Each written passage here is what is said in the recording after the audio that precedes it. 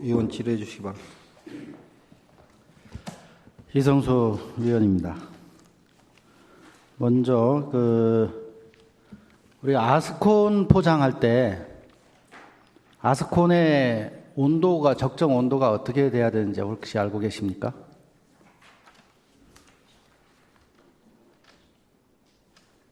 120도 이상 120도 이상, 170도 이하.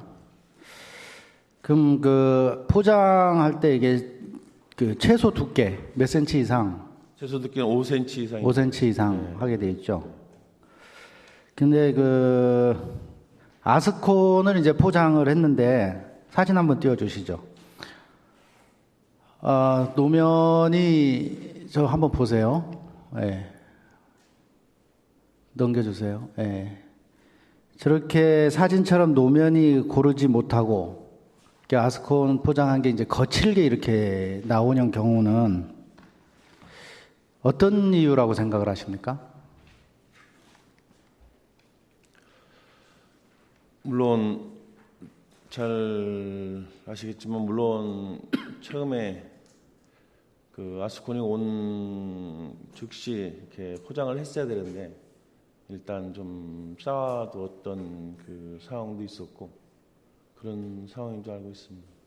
본 의원이 생각할 때는 이제 첫 번째가 이제 온도 부족이에요. 예, 온도 부족이 왜 일어났냐? 사진 한번 띄워주세요. 저게 지난 10월 17일 오후 1시 40분에 본 의원이 직접 찍은 사진입니다. 오후 1시 40분. 저곳에다가 저 봉우리로 봤을 때 최하 5차 이상을 이렇게 갖다가 부어놓고 점심 식사를 하러 간 거죠. 늦은 이제 점심 식사 시작 시간은 제가 모르겠어요. 언제 시작했는지. 그러나 어쨌든 부어놓은 상태에서 점심 식사를 하고 온 겁니다. 저 온도가 120도가 나올까요? 안 나오죠? 안 나오죠. 그 다음에 두께 부족. 두 번째는 두께 부족이라고 생각이 됩니다. 사진 좀 보여주세요. 지금 저기 보이는 게 이 볼펜이에요. 이 볼펜. 이 촉 부분까지밖에 두께가 안 되죠. 다음 보시죠. 제 손가락 한 마디밖에 안 됩니다. 1.5cm. 1.5cm. 세 번째는 롤링 부족이죠.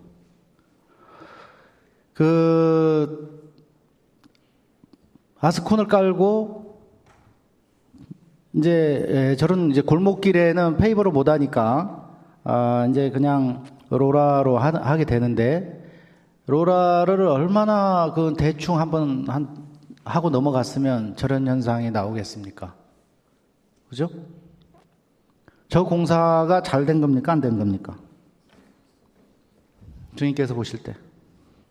물론 저도 현지에 가서 봤습니다. 근데 일부 구간은 잘 포장이 잘 안 된 구역도 있는 걸 발견을 했습니다. 이 아스콘 포장을 하는 경우 뭐 다른 데도 마찬가지겠지만 특히 아스콘 포장을 할 때 업자 입장에서는 수익을 이제 최대한 올리기 위해서 노면 청소는 대충 하고 유제는 적게 뿌리고 가능한 품질 나쁜 아스콘으로 최대한 얇게 롤링은 한 번이라도 덜 해야 수익이 나겠죠. 그죠?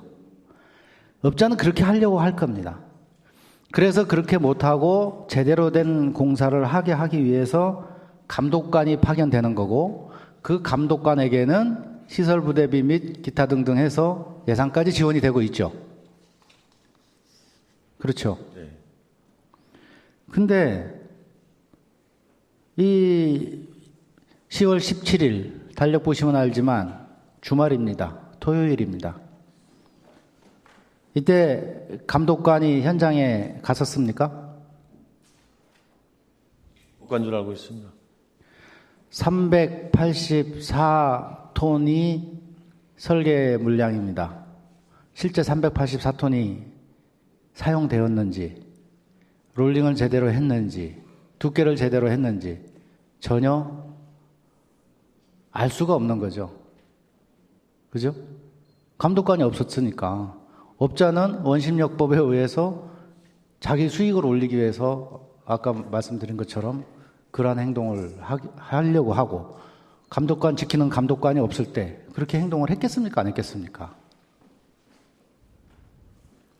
지금 이 상황은 비단 우리 시설사업소 부분에 국한되는 게 아니에요. 우리 사업부서 전 부서에 해당이 되는 거예요. 다른 부서는 안 그렇겠습니까? 국민의 소중한 세금으로 공사를 하는데 왜 광급으로, 사급으로 똑같은 돈을 들이면 굉장히 튼튼하고 잘 되는데 왜 광급으로 공사를 하면 왜 부실인지, 그러면서 예산은 더 많이 들어가는지 국민들은 굉장히 의아해하고 있습니다. 지금 이 장면이 그것을 보여준다고 본의원이 생각합니다. 앞으로 사업부서에 계시는 분들 보다 업무에 충실하게 임해 주시기를 바라겠습니다.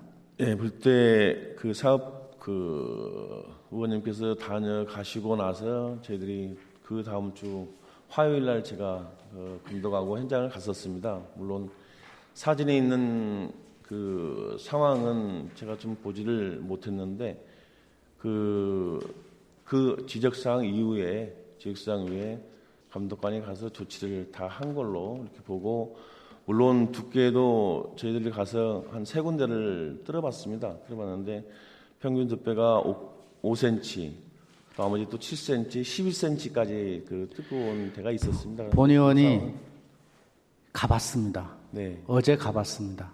코아 어디 뚫었는지 봤습니다. 네. 두께 많이 나올 수밖에 없는 데만 뚫었어요. 지금 본의원이 사진 찍어서 보여드린 것처럼 저렇게 얇은 곳은 코아 뚫을 필요도 없이 그냥 눈으로 보여요. 눈으로 보이는데 그런 데는 지적을 하지 않지 않습니까? 코아 뚫은 위치를 어디 뚫었는지 가서 봤어요. 네, 조치를 네, 가운데 뚫었더라고요. 네. 두께 많이 나올 수밖에 없는데 뚫었어요. 그러니까 국민들이 생각할 때 짜고 치는 고수도 한다, 이런 말 나오죠. 32쪽 자료 32쪽부터 36쪽까지 해당되는 내용입니다. 우리 홍보비 지출 내역 중에 다른 부분보다 일단 대봉투를 인쇄한 걸 찾아봤어요. 이게 이제 우리 반디랜드에서, 성인, 이게 반디랜드에서 만드는 대봉투예요. 네.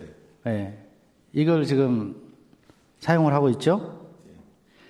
이것이 이제 들어오는 것을 보니까 어째 가격이 이상해요. A사는 325원에 들어왔어요. 325원에 들어왔는데 B사는 1078원에 들어왔어요. 이게 어떻게 이렇게 3배가 차이가 나죠? 그 이상하다 해서 본의원이 시내에 있는 다른 제3의 C사한테 이것을 물건을 보내주고 견적을 받아봤습니다. 이걸 5,000매 인쇄하는데 얼마면 가능하냐? 186원이면 가능하답니다.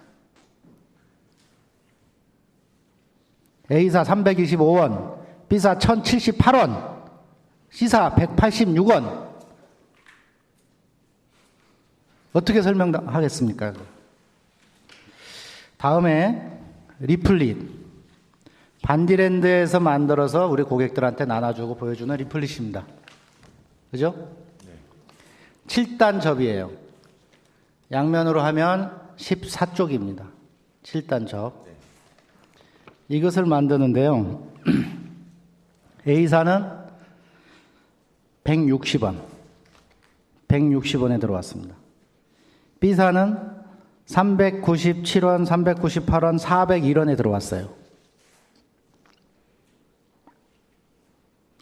마찬가지로 시내에 있는 C사한테 물어봤더니 180원 정도면 가능하다고 그래요. 이제 10,000부를 인쇄하는데, 근데 이런 게 있습니다. 무주 리조트에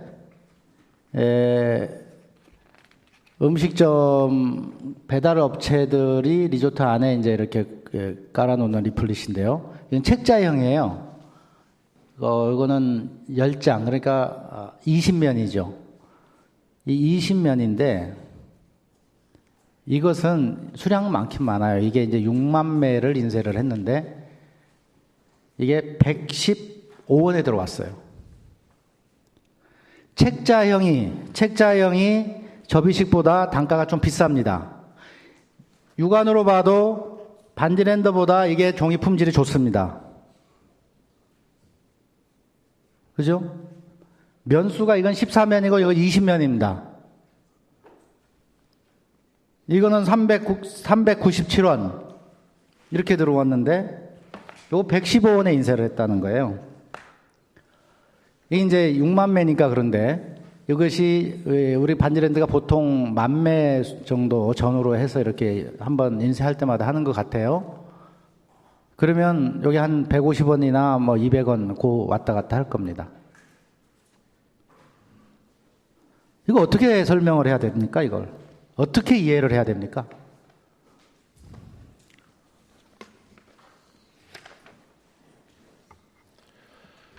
제작 과정이 뭔 것이 있나 우리가 후에 철저히 알아봐서 한번 제작 과정을 검토해 보도록 하겠습니다. 가끔 가다가 이런 이야기를 합니다. 관내 업체에 발주하기 때문에 단가가 좀 비쌀 수 있다라고 이야기를 하는데요. 자료를 보면 전주업체에서 인쇄한 경우도 있더라고요. 꼭 관내 업체이기 때문에 비싸게 한다라는 것은 안 맞고, 그리고 관내 업체라고 하는 것도 상식적인 선 안에 있을 때 관내 업체예요. 우리가 볼펜 하나 사기 위해서 견적 입찰을 하고 관내 업체, 외부 업체 따지고 이러진 않죠. 볼펜 하나 가격이 배가 비싸도 관내 업체 걸 사야죠. 가까운 곳에서, 그죠? 효율성, 그게 효율성이니까. 그런데 100만 원이 넘고 200만 원이 넘고 500만 원이 넘으면 그 비율에 따라서 가격 차이가 엄청나게 나잖아요. 그죠? 지금 여기 3배, 4배씩 차이가 나는데, 아무리 관내 업체라고 해도 3배, 4배 차이가 나는데 이렇게 해서 되겠습니까? 그리고 이것이 견적 입찰에 의한 건지 공개 경쟁 입찰에 의한 것인지 수의 계약인지는 표시가 안 돼 있어서 모르겠어요.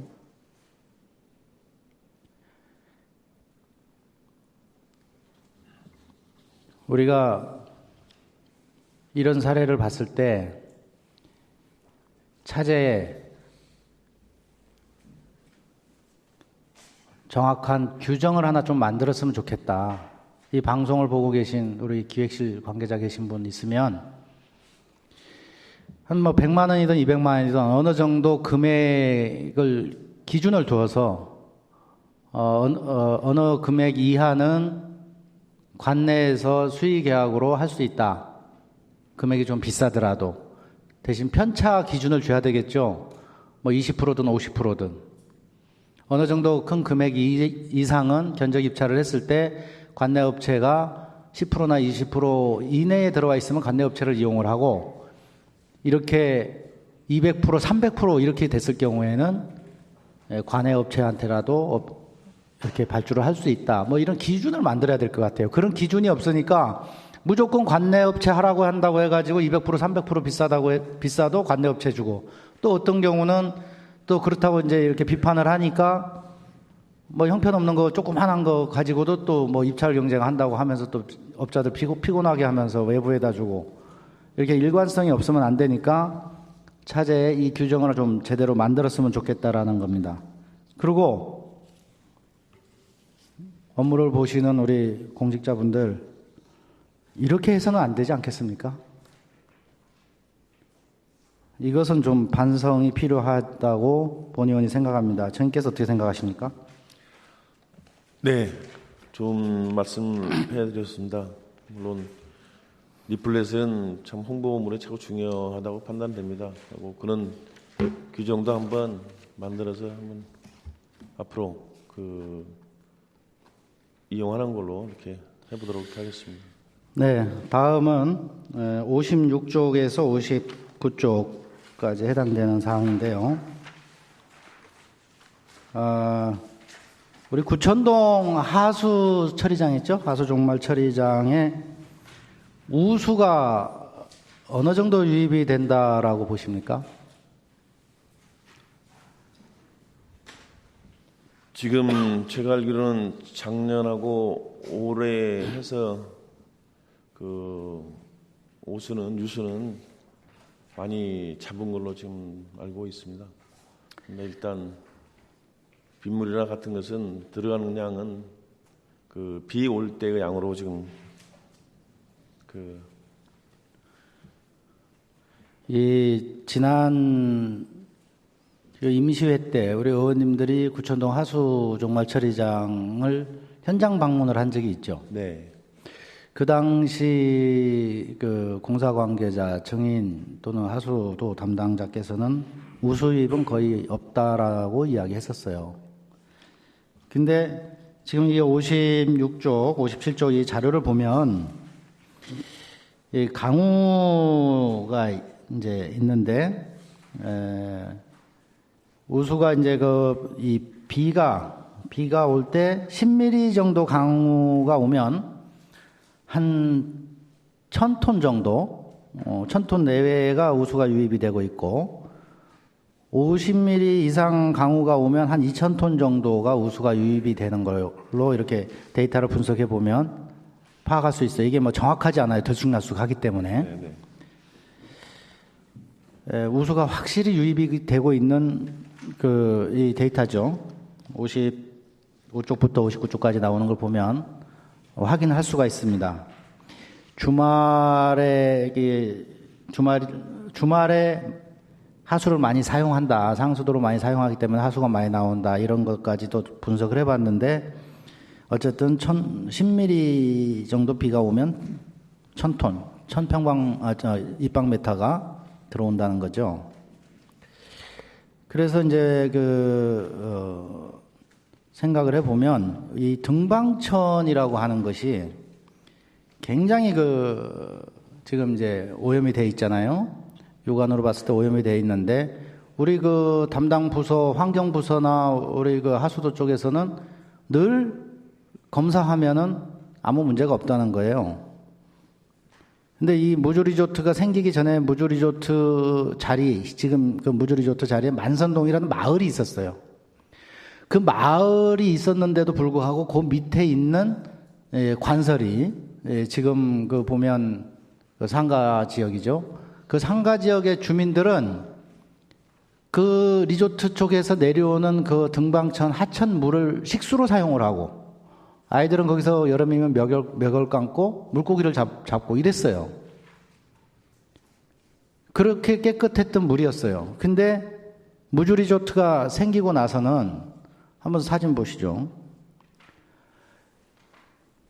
무주리조트가 생기고 나서는 저렇게 수질이 바뀌었어요. 왜 저런 현상이 생기겠습니까? 예?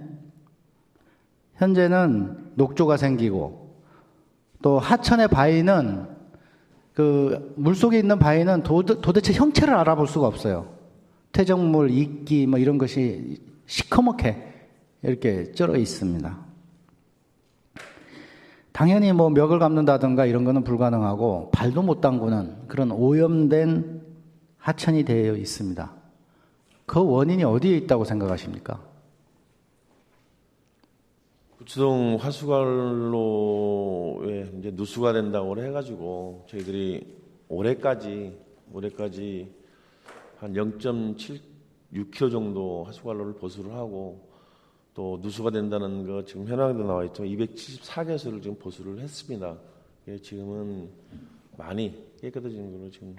근데 이 지금 하수 유입량면 우수 유입 관련 자료는 2015년도 기준이에요.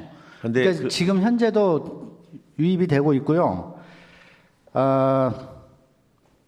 그 다음 사진 한번 보여주십시오. 지금 저것이 무주리조트 정문 입구에 있는 그 유량계죠, 그죠? 그다음에 지금 저 철판 덮여 있는 부분이 뭐냐면 맨홀이에요, 맨홀. 리조트 측에서 지금 내려오는 하수관의 맨홀입니다. 예, 지금 저 박스 있죠? 박스 보이죠? 박스 옆에 있는 돌이 보이지 않습니까? 저 일대는요, 돌이 없어요. 돌이 원래 없습니다. 지금 이제 새로 성토한 지역이고 풀이 자라서. 저 돌이 뭐냐면, 사진을 다시 한번 돌려보세요. 백으로. 저 박스 맨홀에서 건져낸 돌입니다.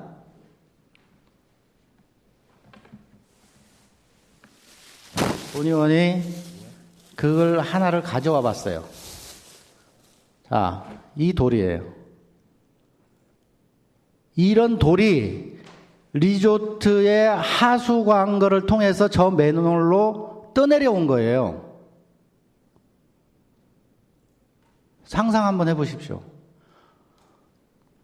비가 왔을 때 우수가 하수 관거 안으로 우수가 들이닥치면서 이런 돌을 밀고 저 맨홀까지 끌고 내려올 정도로 물이 들어오는 거예요. 우수가 들어오는 거예요. 우수가 이렇게 들어온다는 것은 뒤집어서 이야기하면 하수가 나가는 거죠. 비가 오지 않은 평상시에는 하수가 나간다는 거죠. 그렇게 해석할 수 있지 않겠습니까? 하수가 나가기 때문에 이 하수가 지하 흙속을 통해서 이 하천으로 유입이 되는 겁니다. 하천으로 유입이 되니까 아까 보신 그런 장면, 거품 있는 장면, 하천 바닥에 퇴적물이 쌓이는 장면, 이런 것이 되는 거예요.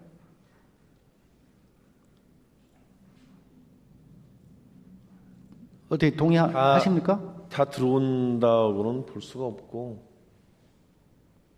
등방천이 그렇게 깨끗했던 물이, 특급수 물이 이렇게 육안으로 봤을 때 저렇게 지저분하게 되어 있는데 왜 저렇게 됐겠냐는 거죠. 그 원인을 찾기 위해서 굉장히 고민을 했고 찾기 위해서 노력을 했는데 뭐 이런저런 추측도 했어요. 본 의원이 지금 작년 같은 경우에 기고문도 썼지만 4가지 정도 오염원이 있지 않겠나 하고 추측도 했었는데 이거는 추측이 아니고 정확한 증거입니다. 추측이 아니고 정확한 증거예요. 그럼 이제 앞으로 이걸 어떻게 대책을 세워야 되겠냐.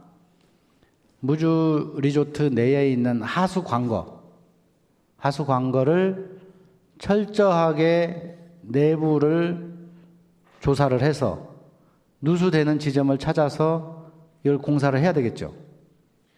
예, 물론 리조트 관리 측에서 관리를 하기 때문에 저희들도 조사를 해서 조치를 하도록 이렇게 하겠습니다.